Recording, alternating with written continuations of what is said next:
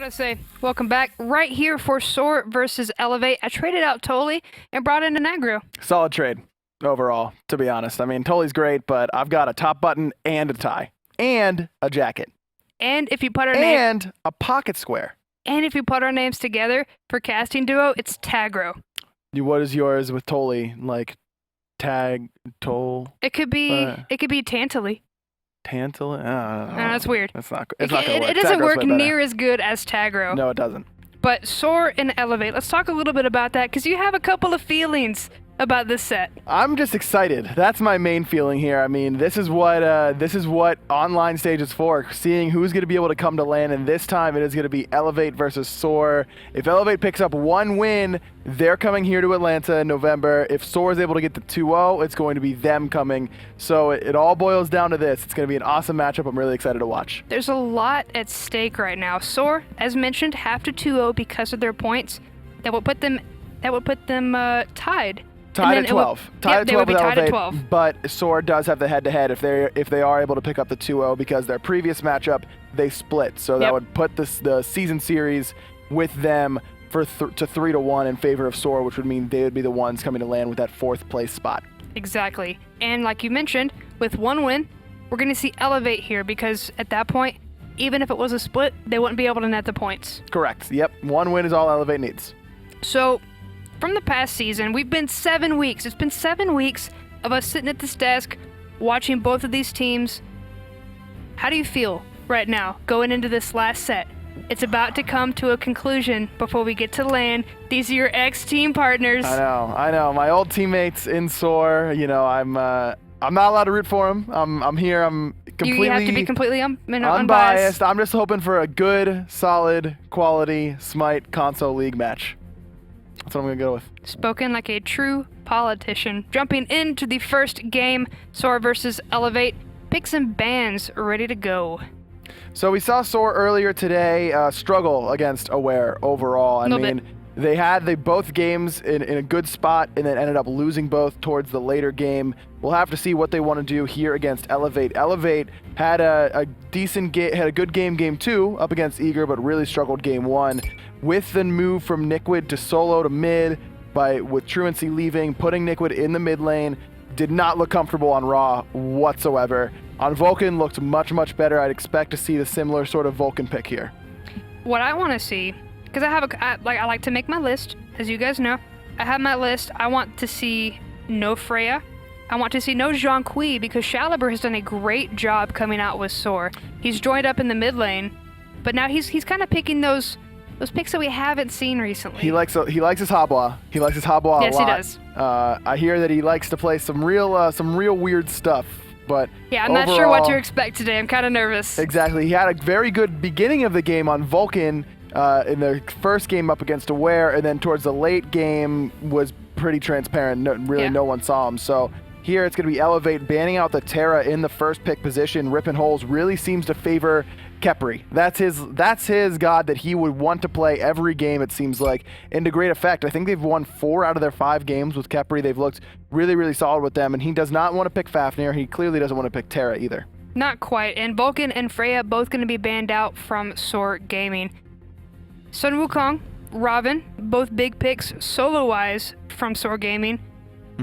And I was going to say Guanyu, but he is banned out. So there's not going to be as much sustain. It's really going to come down to more of the Despair Bones team fighting. Most of the time, yeah, it looks like the 2 sustain gods that you see the most on console. You don't see as much Ra on console. These are the 2 premier sustain gods, both banned away by eLevate. They're going to take Susano away from Chapo and give it to Jumpahhh in the jungle. I like this pick here. Jumpahh's very comfortable on this god. Whenever I think of Jumpahhh, I think of Susano and Thor. Those are the 2 gods that I want to see him on most of the time.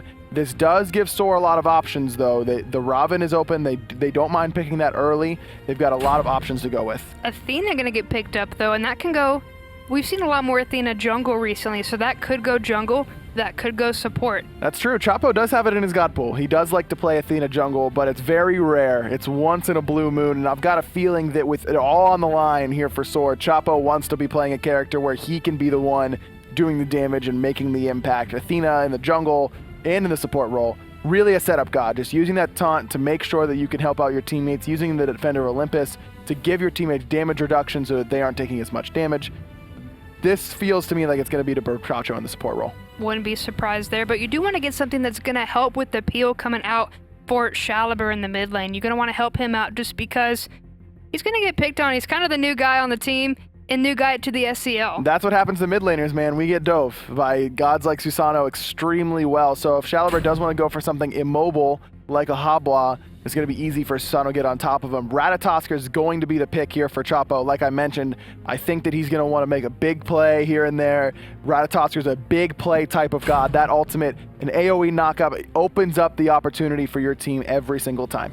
eLevate taking the Ravana and taking the Khepri, taking all of these big gods that we've seen from the other team. So McWafflez new to the team on eLevate, the new solo laner since Niqued moved over from solo to mid, like I mentioned earlier. Because Truancy's gone. This is just a pressure god in the solo lane. Yep. Robin is not the most complicated of gods to figure out. You press one, you fix your opponent's face, and then you rotate and kill the mid laner. That's what McWafflez is going to look to do here. And then, like I mentioned, Rippin on this Khepri. This is what he loves to play. We saw a couple great ultimates from him in the last game. Just knows how to play this god effectively. We'll see what SoaR want to do up against it. But Athena is a god that does well up against Khepri. Just getting the fight to Khepri is something that works very well. Odin going to get picked up by SoaR Gaming. And going back to eLevate, I like the Susano Ravana mix-up because both of these are high-pressure bullies. Even if Susano isn't going to be able to pump out the damage early on, pulling people out of the tower, just bullying every little bit, it's death by 1,000 cuts. Susano does a lot for you. He brings the CC, he brings the mobility, he brings the damage. He can do it all in the jungle, but what he can't do is get out of Odin cage very easily. I do believe that Jetstream will put you through it, but everything else will not, so that Stormkata dashes aren't going to help him a whole lot there.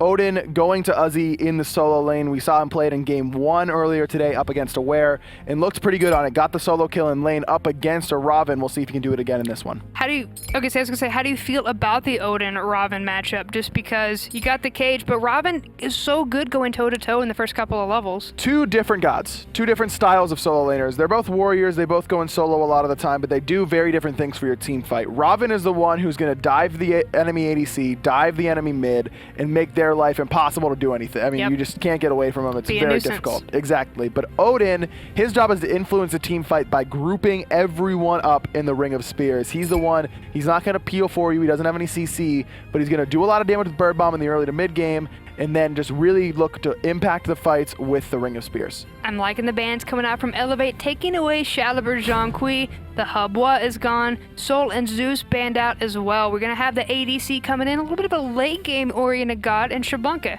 This is a god that Stormy loves to play. He likes to play Xbalanque, and he likes to play Freya. We saw him play Freya in the last set.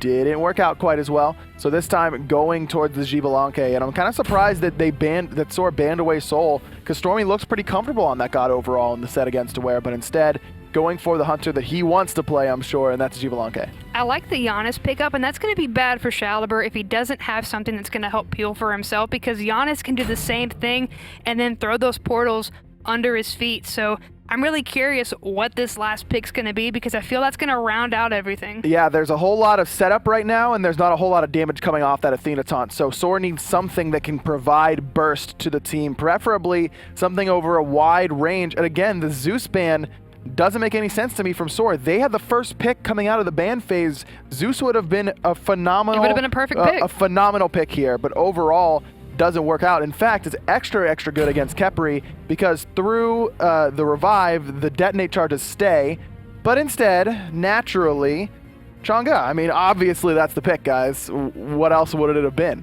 No other mid lane mages would have worked there except for Chang'e. Hey, believe. You just gotta believe. Look, when you're down to the wire, when it's you got to make a play here, you got to win this game. SoaR has to win this game if they're going to land. You may as well throw something new at them. You may as well try and give eLevate something they haven't seen before. Exactly, a pocket strat. Give them a pocket strat. Give them something that, even if you know how to play against it, you haven't been practicing. You've been going up against Zeus. You've been going up against Raijin, Janus, all these bigger meta gods. And then you just pull out a Chang'e. Yeah, Raijin probably would have been really, really safe there, giving him the safety to get away from the enemy, and as well as the follow-up damage off of taunt. But instead, it is the Chang'e going for the Soulstone start here in middle lane, not going for the double starter item that whenever the rare moon comes around, Get it? Moon, because she's the goddess of the moon. The rare blue moon comes around that I decide to play Chang'e. You can you start with Soul Stone and then immediately buy Vampiric Shroud with your passive while you're in lane to get the extra sustain and health. The double starter item build works out really, really well, but instead he's going to go for this helmet to give him a little bit of extra protection up against the poke from Susano, which I also like. He's going to need it overall to stay healthy in the middle lane. And Susano needs to be careful, by the way, because not going Purification up against Athena means he's in a lot of trouble. Brochacho's going to level that taunt. He's a support player through and through. He's not worried about his damage output overall. And if he can just hold Susano in place for 2 seconds, he's probably going to die before that taunt wears off. Yeah, but we are going to see this fight over in the mid lane already. Starting out, Niqued going to be able to clear pretty efficiently. Xbalanque on the Chang'e, maybe not so much until later on. Going to have to play really safe, but this is going to allow Niqued a lot more freedom with his rotations to the objectives on the sides. Chang'e in the mid lane definitely does take a little bit longer to get online as far as the clear goes, as well as the fact that the clear is never safe. You always have to walk up next to the wave to clear it. Yep, but we are going to see over in the over on the duo side, a little bit of aggression coming out from SoaR. They're trying to set the aggression early, maybe even try to set Rippin holes early. Going to get a little bit of damage. The poison going to be good, but not going to be enough to take him out just yet. Instead, they're going to turn that back onto Chacho. Brochacho forced to use a shell there as well, or else I think he would have fallen. So forcing out that very important team fight relic early in the laning phase. And this is a great sort of one side to the other in the duo lane for eLevate. You've got the late game Chronos with the early game lane pressure that a god like Khepri can provide you.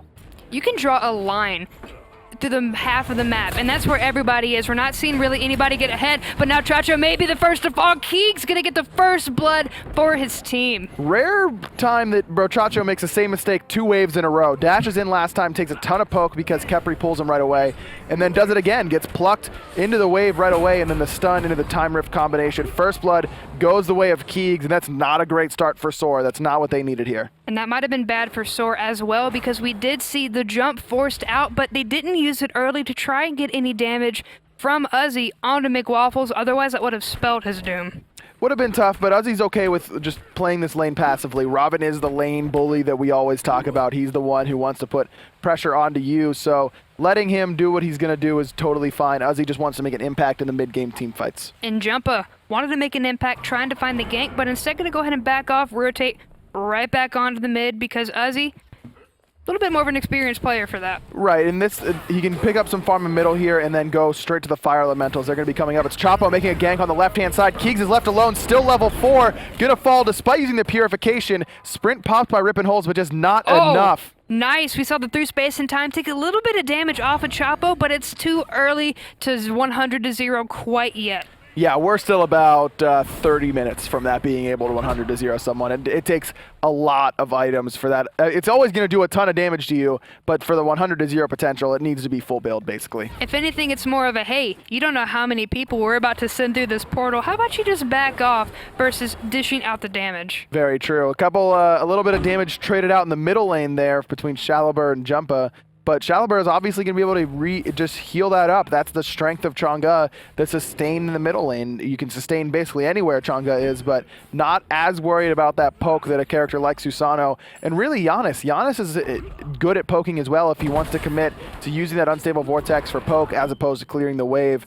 And Xbalanque has to be careful to not give him free poke because of how he has to position it to clear the wave. Now, how come we haven't seen more pressure on the mid lane yet? Because Xbalanque is on this god that can theoretically be punished pretty early. Because Janus isn't the greatest in the early game, it helps him a little bit, but overall I think it is a little bit of an oversight from eLevate to not really make a concerned effort to push away Xbalanque from this middle lane. You have to take advantage of Chang'e early because she's not picked because her late game's bad, that's for sure. Chang'e's late game is disgustingly good, but it's just she always has trouble getting there. But if eLevate's going to let Xbalanque free farm on this Chang'e, they're going to have a tough time dealing with him once he reaches late game. A bad Chang'e is still nice because you have that ultimate. It's not that hard to line up some people, at least get 2, maybe 3 in that ult, but when you have a good one that's still going to be able to keep toe-to-toe in these fights, space out the damage, and then use the ult, it's a different story. It's a game-changing ultimate for sure, and that's what you want out of your mid lane mage. Getting those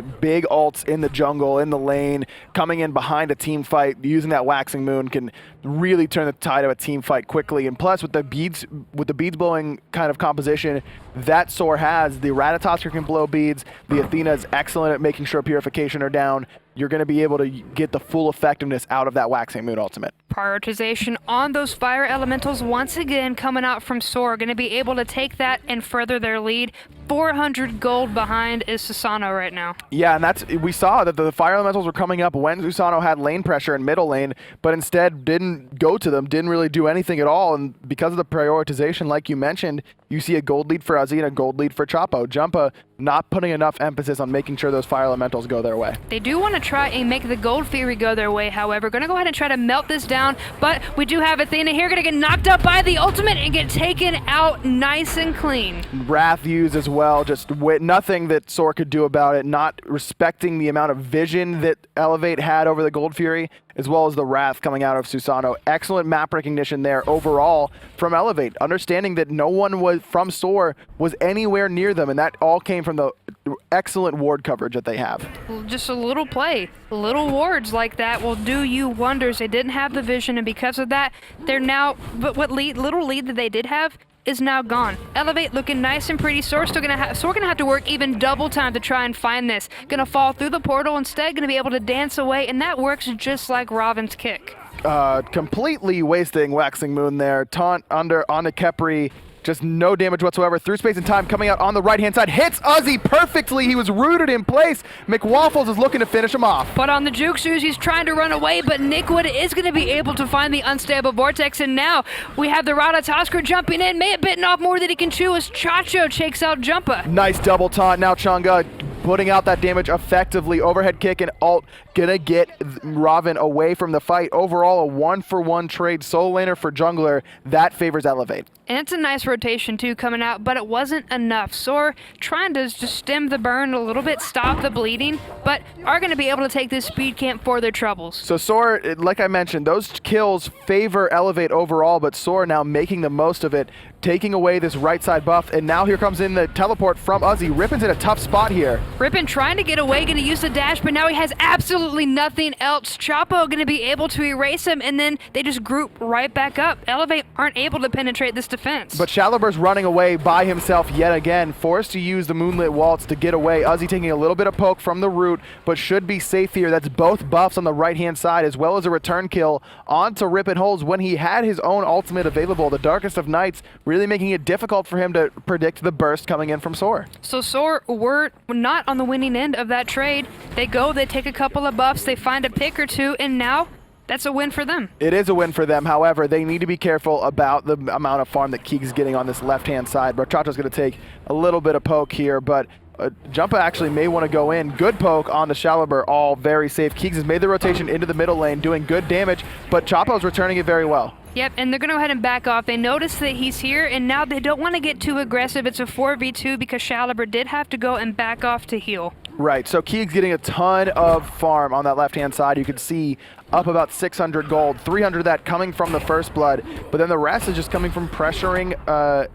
Xbalanque, excuse me, pressuring Xbalanque underneath his tower, taking away that gold from pressuring under his tower, and then rotating in. You saw him pick up those left-hand mid-harpies, getting his boars, getting his back camps, things of that nature. And if you can let Keegs free farm, just like how it's a problem if you let Shalibur free farm in the mid lane on this Chang'e, you can't let Keegs do whatever he wants in that duo lane. We saw Chapo go over there and get a gank early, pre-level 5. I'd like to see him go over and try another one. At what point do you worry about Shalibur? He's level 10, he's only about 200, maybe even 100 gold behind the Janus. It's really small. At what point do you need to shut him down?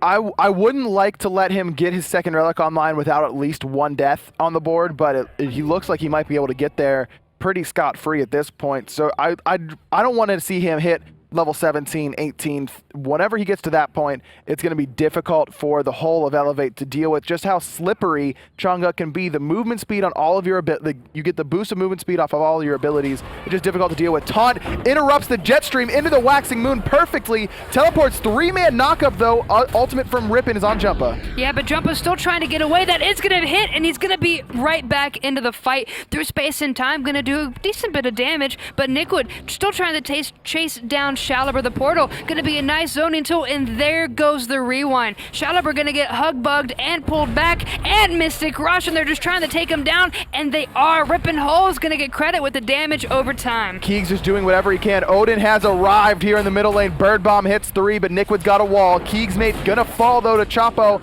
Everyone else was caged in. No one could help him out. Nobody could help him out.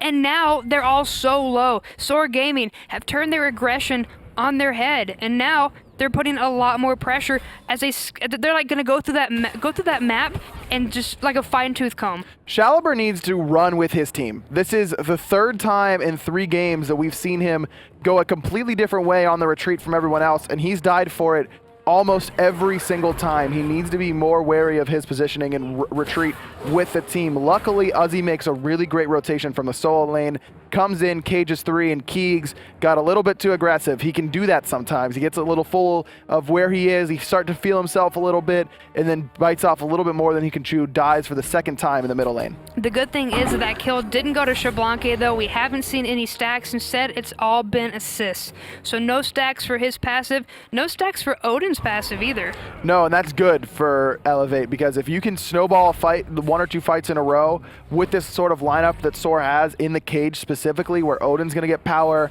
and Xbalanque is going to get power, and all of a sudden the next team fight, not only did you lose the last one and so you're a little bit behind as it is, but the extra power that you can get from those 2 passives really can come into play. And it's not even the fact of just shutting down.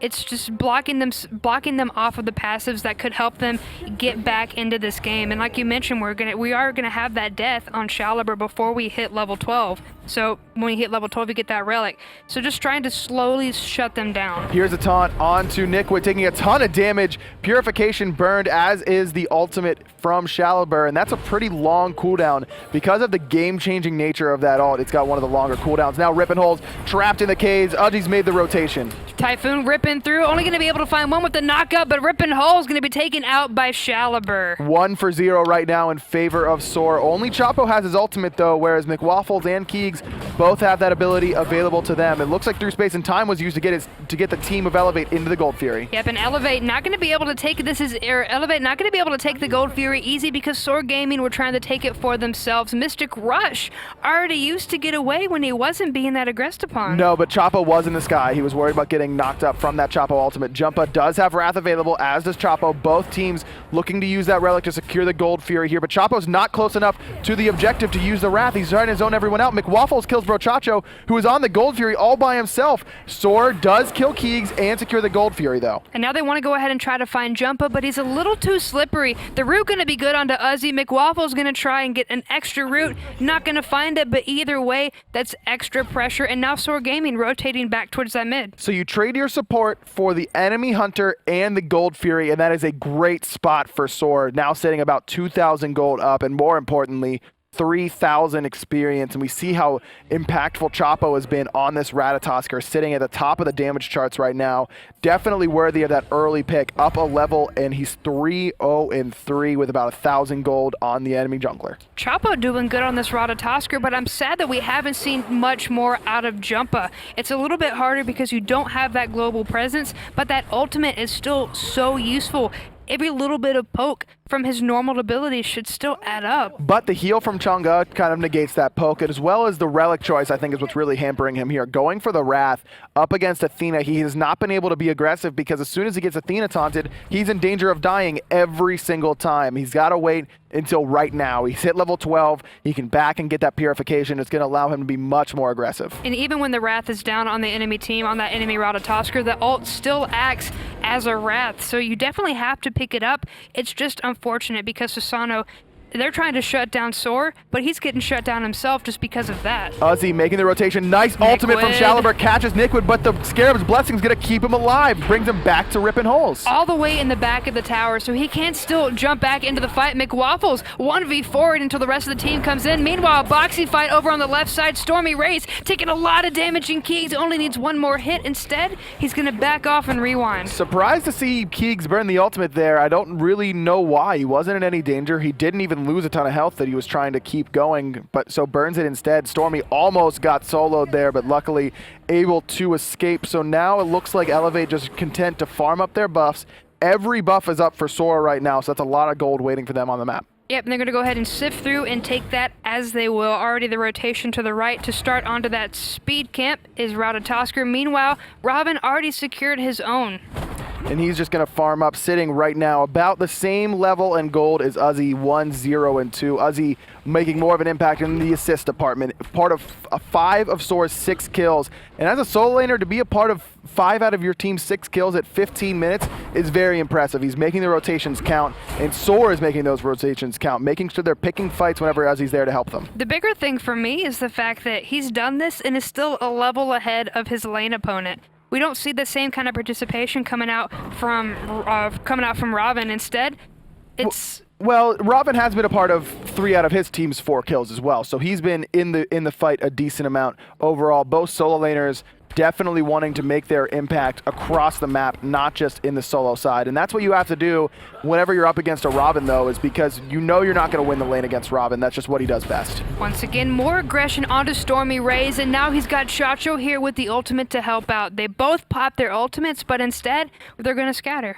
2 ults for nothing there on the duo side of the map. That's a big win for Jumpahhh and Keegs on that side. Now they can engage fairly safely anywhere across the map because the 2 globals on the side of SoaR are down. Yeah, but that's going to be a nice taunt because of the pull coming out from Rippin holes plus the root. He's going to get taunted into 3 members of the enemy team, but that's all right because the rest of his team is here to dish out the damage. Typhoon going to be good onto Chapo, but nobody dies. 3 ults, or yeah, a couple ults burned on each side there. The Scarab's Blessing did go off for Rippin holes, Typhoon, Waxing Moon, everything out of the in that fight, but overall, like you mentioned, no one dies. Here's a taunt in. Jumpahhh forced to use that purification, gets very low. Luckily, he did back and get that purification because there he would have died. Through space and time does hit 2, but I don't think it's enough to secure the speed buff. Not quite, and now we're going to see Mr. McWafflez just have to back off because there's nothing he can really do about that buff.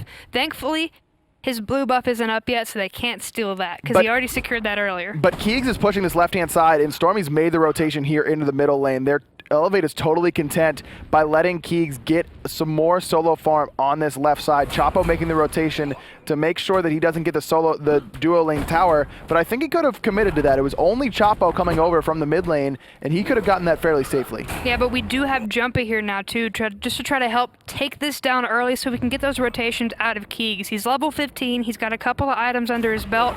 He's already hurting. Let's add him to the fight. Exactly, and he's got the physical protection to help him box up against Xbalanque and Ratatoskr. Those 90 physical protections coming out of the Celestial Legion helm, just so effective in making sure Keegs is able to stay healthy throughout the length of the fight. I'm sure they wanted to take that tower down before the Gold Fury came up, but because they missed that little window, they had to back off. The Gold Fury is up, and they still have somewhere safe to go. Keegs still trying to press the issue, looking for StormyRays, but going to have to back off. The branching bola is going to do some numbers. Purification force here. Now he's going to be in trouble. Here's the rotation in, trying to get the rewind off, but not in time. Purifying away Darkest of Nights there really hurt Keegs. And Keegs, he's a big damage dealer for the team, and now he's going to be gone for 35 seconds. This is really big for SoaR Gaming. Uzzy looking to grab a cage, but everyone on eLevate stepping back. Now the ultimate coming out. Here's the Scarab's Blessing, though, going to reset Jumpahh's life. And again, you see why Rippin holes loves to play this Khepri. The second time this game he saved his teammate. Yeah, he's doing absolutely fantastic with those revives. Those Scarab's Blessings are just keeping his team back in. It's denying SoaR Gaming that experience and kill there, though, but Rippin holes may add to the statistic. He can't get away, and Chapo gonna get credit for the kill. And with that cage there, SoaR Gaming are free to turn around Start the Gold Fury. That was actually a great through space and time by Niqued, trying to get Rippin holes out of that cage just a little bit too late. Just way too much damage from all 5 members of SoaR. Looking at this Gold Fury, McWafflez doesn't want to give it up, but he's got no Wrath. It's Jumpahhh with the Wrath, and he's on the right side of the map. Gold Fury goes the way of SoaR for free. SoaR's still going to be able to take it. McWafflez, he teleported to the ward just to try and get there quicker, but instead we're not going to see it. He's going to back off, and now it's just a little bit of wasted aggression in the mid lane. It's just Uzzy there. And with that boxing fight, we're not really going to see any progress. And now we're at 19 minutes, and SoaR's up about 4,000 gold, nearing that 5,000 gold mark, just doing a great job of controlling the map entirely. We've seen the pressure that Chapo has been able to put out on this Ratatoskr, and the vulnerable early game that we were talking about for SoaR on this Chang'e hasn't really amounted to anything. He's sitting up 600 gold on top of Niqued, 2-1 and 4, and dealing out a lot of damage. He's playing very well on this off-meta pick. And that was a lot different than earlier on when he was about 400 gold behind, and we were trying to figure out if he was being shut down or if this was just a little bit of a slump. But obviously, it's just a slump. StormyRays gonna get taken out by Keegs, getting soloed over in the left side, even with the ultimate. Keegs doesn't want to get that 5th death, sitting at 2-4 and 2, but still right there with StormyRays in duo lane. And that's, remember, Stormy has got 2 Gold Furies. Keegs has 1, but it was the earliest one in the game, so it was worth the least amount of gold. So Keegs really making the most of this Chronos. Now that he's hit level 17, has gotten that Obsidian Shard online, he's able to put out more damage than Stormy can handle. And because of that extra physical protection that he has from the Celestial Legion Helm, he can deal with that damage more effectively, whereas Stormy doesn't have any protections. Keegs taking the left-hand tower. Meanwhile, Jumpahhh trying to take out SoaR. Get wrecked. Oh my goodness, he gets taken out so quickly with the damage from that through space and time. Jumpahhh able to help clean up. That through space and time hit Chapo. That's all he was trying to do, was hit Chapo, and he did, but it just so happened to hit SoaR on the left-hand side. Oh my goodness. What an ultimate by Niqued, the new player in the mid lane. He used to be a solo laner, but looking pretty comfortable right now on Janus. No freaking kidding, and now they're trying to aggress onto this tier 1 tower. Uzzy gonna blink in and then get bugged and have to jump right back out. The tower falls, and now eLevate looking to find that momentum that they need to win this game. Let's take a look at the graphs. I mean, it was just about 5,000 gold just a handful of minutes ago, but right now eLevate looking like they're going to be back in this game. They've cut the lead to almost exactly 2,000 gold. They don't have to worry about that 5,000 gold mark around 20 minutes is where it starts to get difficult, but they immediately, a solo kill on the left-hand side onto Stormy, then a great ultimate from Niqued leads to 2 kills, and they get the tier 1 tower in middle. eLevate's cut this lead in half very quickly. That's just an extra little perk. You get that 1 kill, but then you get the other with the ultimate that you've already forgotten about. That's nice. They've taken 1 tower. They've already set the pace for a 2nd tower, but Ratatoskr jumping in, trying to change that fate. Athena coming down. Here's the taunt onto Jumpahhh. Purification is forced, but a good cage locks him in. Rippin holes does have the ultimate available though, so you can see SoaR worried about overcommitting to the fight. Yeah, but if through this in time going to come in again, only hit 2, but barely strike. Uzzy and Chacho still looking pretty strong. Kind of tanky, so didn't have to worry about that too much. Lotus Crown doing work there. Double taunt in from Chacho into the double bird bomb. Niqued getting low, has to retreat. Typhoon used the jump by Jumpahhh. Just try and get his team out. Look at the heals from SoaR. He's keeping his whole team healthy. Yeah, but look at the ult coming through. Jumpahhh trying to get away, but Chapo's still going to be able to claim his not life. Now Rippin holds the next target, and he's already gone. That aggression that we saw in that flip from eLevate was so nice, but SoaR still able to turn up. Keegs again staying on this left-hand side and continuing to split push, but this time he does get the tier 2 tower, but they're going to lose a tier 1 tower in right, a tier 2 tower in right, and Stormy had made the rotation to try and help in case the team fight broke out, and they got the tier 1 tower in middle. Now McWafflez in a ton of trouble in the cage, forced to use his ultimate, but he doesn't have overhead kick available, going to be able to get out scot-free, but overall Keegs has got to start making his rotations into these team fights. Now that all the towers are down on the left-hand side, nothing left for him to split push except for that Phoenix. He's level 19. You get 4 items on Chronos. This is why you pick Chronos. Around this time, you want him to start making the rotations and making the impact in team fights, but he's not going to be able to do that if he continues to split push down the left-hand side. Well, he's taken everything that he can off of the left-hand side now, except for that Phoenix. They don't want to dive that hard quite yet, so now I think because of that, he is free to go ahead and rotate. That was their biggest fear, was making sure they get that gold and get those objectives down. And it's keeping them in this game overall. You can see about 3,500 gold in the lead is SoaR Gaming, and it's really around Chapo with this really high player damage on this Ratatoskr, making an impact like we thought he might during the picking phase. Level 18 right now. He's got a 2-level lead over the top of Jumpahhh in the jungle. Remember when people thought Rat was bad? Yeah, well, before his rework, you know, there was he was really overpowered when he was first released, and then it was tuned down, and then the rework. So ever since the rework, he's been looking pretty strong overall. The knock-up on the ultimate is really what makes the difference for me. I mean, knockups are the most powerful form of CC in this game. If you do not purify at the right time, you're gonna get knocked up, even if you hit those beads, because it's too late. Exactly.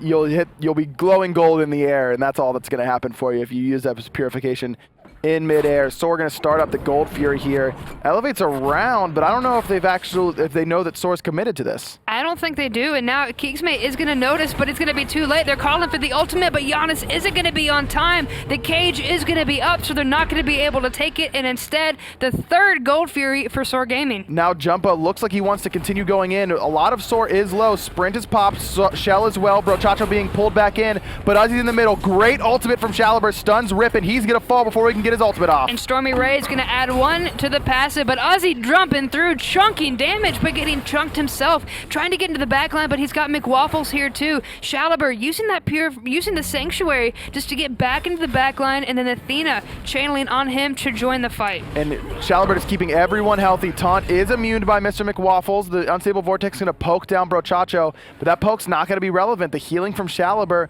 is so strong right now.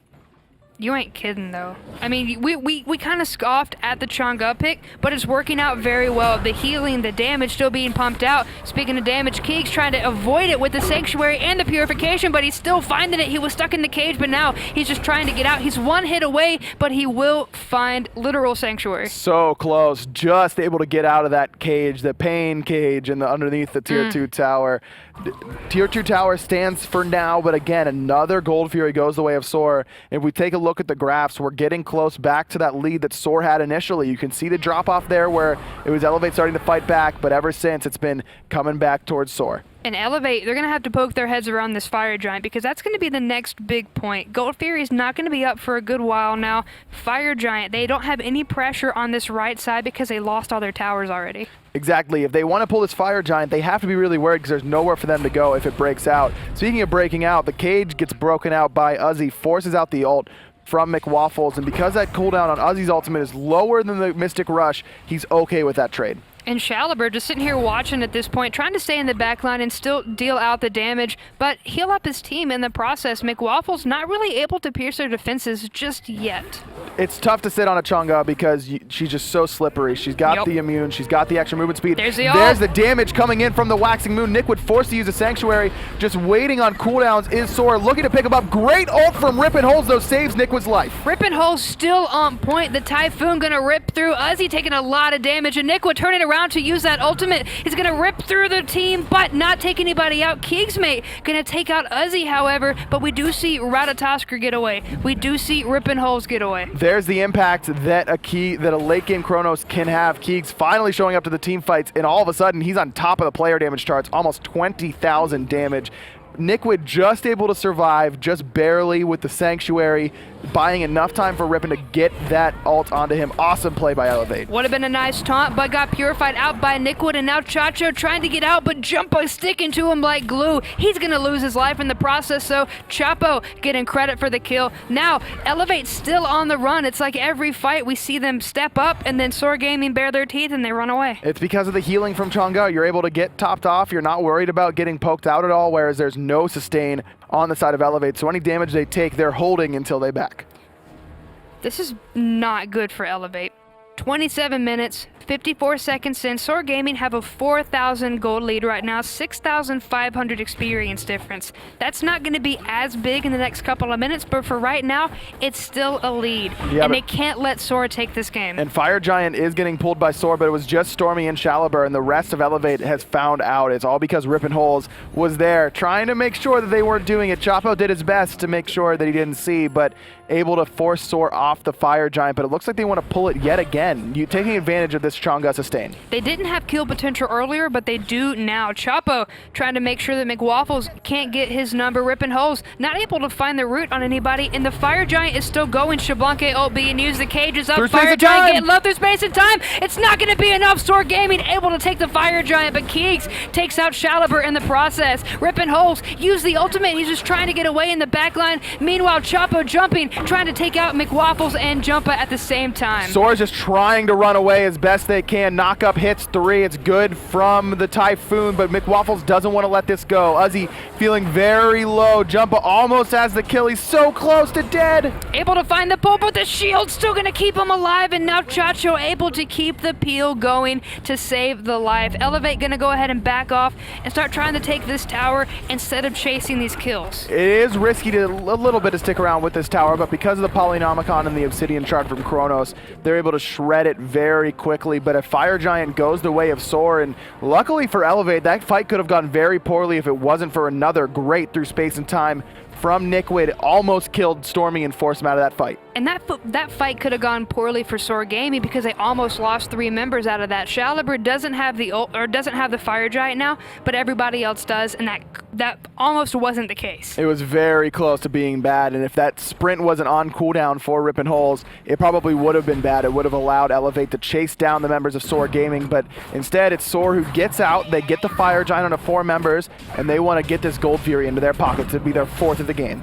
Keegs the only one nearby to try and stop it. Instead, he's going to head back, meet up with Jumpahhh, and start taking these camps and getting this every little bit of experience as possible. Because you know SoaR Gaming are going to go through here like nobody's business and take every bit of experience and gold off of the map. And that's what you do when you have Fire Giant. You want to take every option away from eLevate. I mean, there's a ton of towers down on both sides. If either team gets a deicide here, it's most likely the game. The respawn timers are long enough at this point that if you get a clean wipe, you can push down and end the game because of how few towers are left on the map. It's fortunate for SoaR Gaming that they don't have as many things to burn through, but it's also fortunate for eLevate that they don't have to split themselves up to defend as much. They can actually hold a good defense here at the left side tower if they wanted to. If they want to. I don't know if they want to defend this. I mean, it's only 1,500 gold at this point in the game. When you're sitting, everyone has 5 items on your team. You're really just waiting for those 6 items. It's really not worth the 1,500 gold here. Jumpahhh in the backline, waiting for a chance to pull somebody. I don't think anybody realizes it. Meanwhile, McWafflez doing a good job of just keeping the zone going. And that's with one whole wave of creep, so that's gone. So now they've lost their opportunity for a couple of seconds longer. A little bit longer, but the wave clear here from SoaR will be good enough to make sure their wave gets into the tower. And I'm surprised that eLevate's defending this tower. It's not going to help them too much in the defense. Nice root coming through, forcing out the dance to avoid all the damage, but SoaR Gaming still pushing forward. McWafflez, really the only point of contention there through space and time, going to be good just to help get him out, but he's going to get caught in the cage. Uzzy trying to get the damage going, going to fall through the portal. Niqued, he's still stuck, but the revive coming through. That's Rippin holes on point. Tell me if you've heard this one before. Rippin saves his teammate's life. Now it's SoaR who's low, but they do have the Fire Giant regen and the heals from SoaR. Keegs does find Brochacho, though. The rest of SoaR just kind of watched Brochacho die.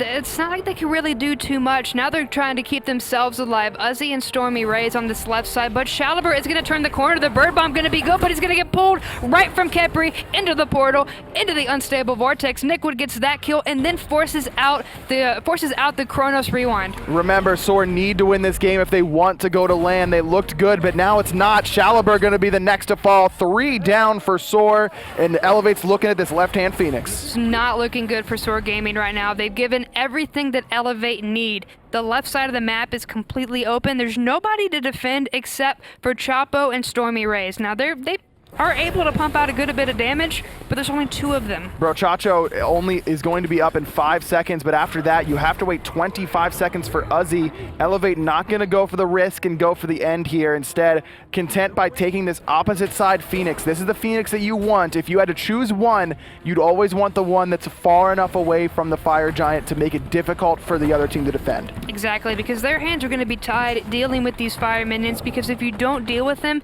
they can go, and that's where you get the term winions. Yeah, they can end the game, absolutely. It only takes a couple of waves, 4 or 5 on their own to and the Titan with only 2 Phoenixes left remaining on your side. So it looked like a great situation for SoaR. A failed siege on this left tier 2.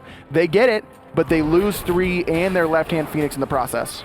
And that opens up everything for eLevate, like we've already seen. They took the left Phoenix, they took the one farthest away from Fire Giant, so like you mentioned, their hands would be tied. And now, SoaR Gaming are here to try and defend. They want this Fire Giant for themselves to finish what they started. Both teams are at a fantastic point to end. Exactly. Whoever wins this team fight cleanly is going to win the game, but you see Shalibur's on the map on that left-hand side, and it really should be eLevate forcing the issue, to quote one of my favorite analysts, on this right-hand side, because Shalibur's on the left. He's got no teleport. There's no way for him to get over to the Fire Giant quickly. He's just got to walk. Instead, even though they see him on the map, Niqued just does red buff and then backs, instead of forcing the fight on the right-hand side. Poor decision-making there from the whole of eLevate. I don't know if they want to force anything quite yet. Niqued, he dishes out a lot of damage, but a lot of these fights, even though it's been a lot better than the first game, or from the first set that we saw them in, we're not seeing that follow-up. We're not seeing what we need to see quite yet. It's getting better, but we're not seeing that cohesion in these team fights. Not quite yet, but they only need to win one more. Do either team, the team that wins this team fight cleanly will probably be the victor of game 1, and if it's eLevate, they've secured their spot at LAN next month. SoaR needs both wins here to go. I was gonna say, and if it's SoaR, if they take the second game, they go to LAN. So eLevate need this win. They want this win to be safe and secure. They're the ones who, they'll feel a little bit of pressure if they lose game 1, because now it's like, oh man, we blew our first chance. Now we've got to make our second one count. Whereas SoaR, they knew what they had to do coming in. They just can focus on that. But Chapo, a little bit split off from the rest of the team, dodges some abilities from eLevate, who were chasing him around. But luckily for them, no one left exposed on this right side of the map. Jumpahhh taking a lot of damage in the mid lane. Darkness of Night's going to come out, and that's about it for that. Yep, not really going to see any follow-up coming out from eLevate or SoaR. They don't want to get over-aggressive quite yet, because this team fight means so much. Ideally, they want to have this around the Fire Giant so they can take the buff quickly and then get out. Exactly. You can feel the tension happening right now for this team fight. Both teams so scared of making the wrong misstep at the wrong time. 2 ultimates burned there, and one of them, mostly Darkest of Nights, was going to be a very important tool. It's so difficult to fight as a team and as a unit whenever you can't see because of that ult. Now they don't have to worry about that. eLevate can just fight as they please. I mean, at this rate, the ult might be back up by the time we see the fight, just because it's getting so calculated and so safe.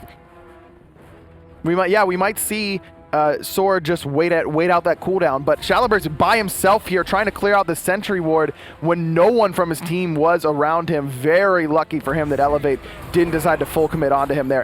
Uzzy on this left-hand side, clearing out the last of the fire waves, and eLevate's going to start up the Fire Giant. Most of his deaths have been because he's off away from the rest of the team, but SoaR Gaming trying to interrupt this Fire Giant attempt. It's still going though through space and time, going to be good. McWafflez still in the Fire Giant pit, trying to just bring it down. Ratatoskr jumping in, trying to take out Niqued because there's so much damage coming out from the Janus. Instead, Darkest of Night's coming right back up again, and that's going to be the leashed Fire Giant. And this is a 5v4 still. Uzzy is still on this left side of the map, doesn't have the teleport.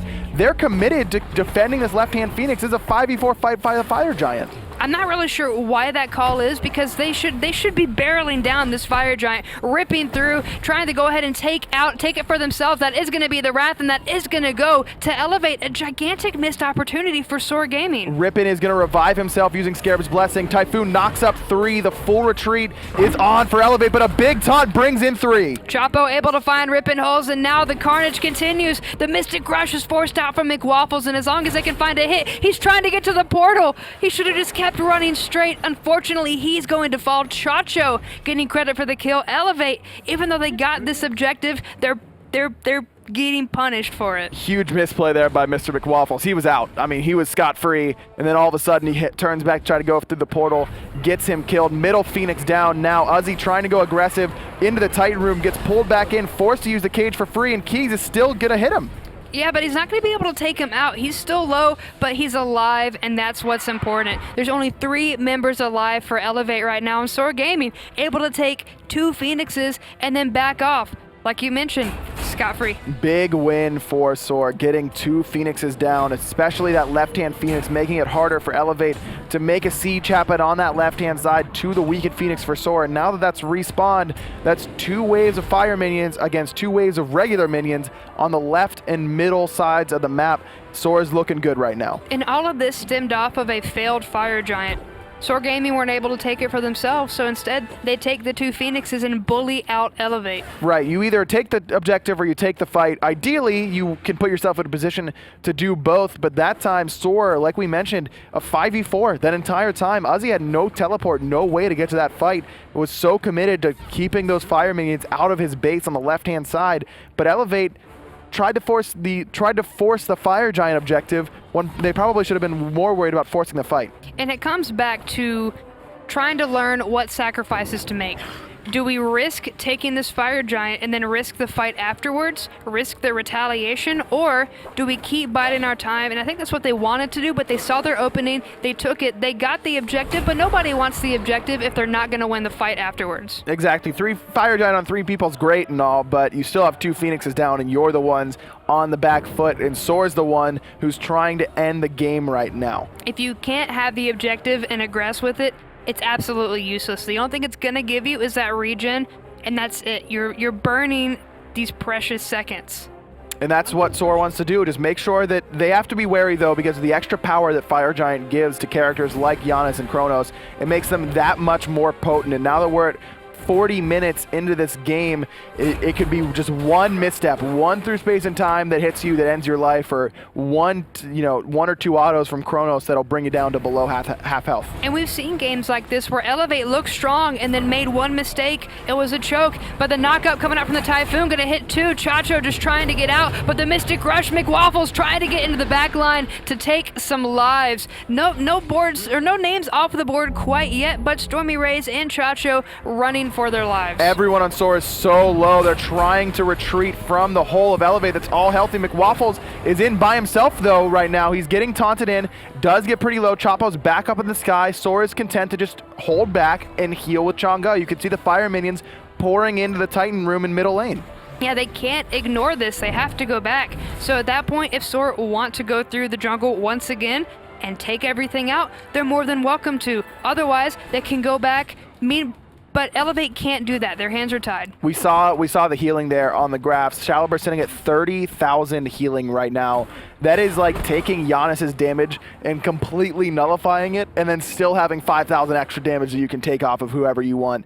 That's the way I like to think about healing, and that is such a big deal. I mean, that's literally taking the second highest damage dealer from eLevate, more than the second highest damage dealer from eLevate, and completely making their damage worthless for more or less. You've got to be able to one-shot a healer or the people on the healer's team so the healing can't come into effect, and they've got the composition to do it. Chronos and Janus can both punch through heals like Chang'e has. But I feel like because of the early game, when we did see SoaR get caught out so many times for being away from his teammates for so long, that we're not going to see that as much now into the late game. There's too much at stake. We're 41 minutes and 45 seconds in, and since the last time we did that time update, we've already seen a huge swing. Exactly, and the fire wave's just trying to defend here, but it's KeegsMate caught out on the right-hand side, trying to clear out a fire wave, and he's going to fall. That is a massive pick for SoaR. Through space and time also gets used. It doesn't hit anybody. That is a huge pick off for SoaR. That's, I mean, the pick off of the player, and also not having that ultimate to use against you. He had the red buff, so you know it's going to hurt too. SoaR Gaming don't have to worry about as much now as they take down the second Phoenix in the middle, because they've already taken it down once. It's back up. They've bought a little bit of extra time, but now that it's back up, it's going to be that much quicker to fall. And now McWafflez just trying to get away, taking a lot of damage, and Ratatoskr on point, looking to come through, crash on down with that damage. The Titan is falling, and at this point, it looks like SoaR Gaming is going to take the first game of the set. There it is. It only took 42 minutes, but SoaR gets the win they need to stay alive. Really unfortunate that it's Keegs just pushing a wave on the right-hand side. It gets picked off, and that's all that SoaR needed to end the game. And you know that eLevate are worried now. They're starting to sweat under that collar because the game was going really well for them.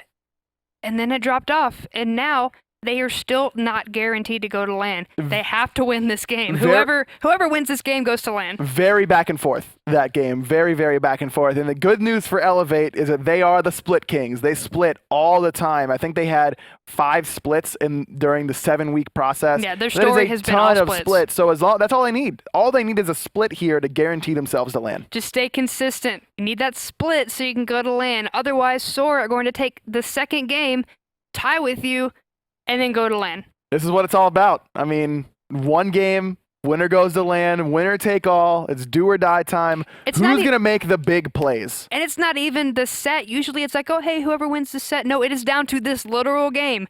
Whoever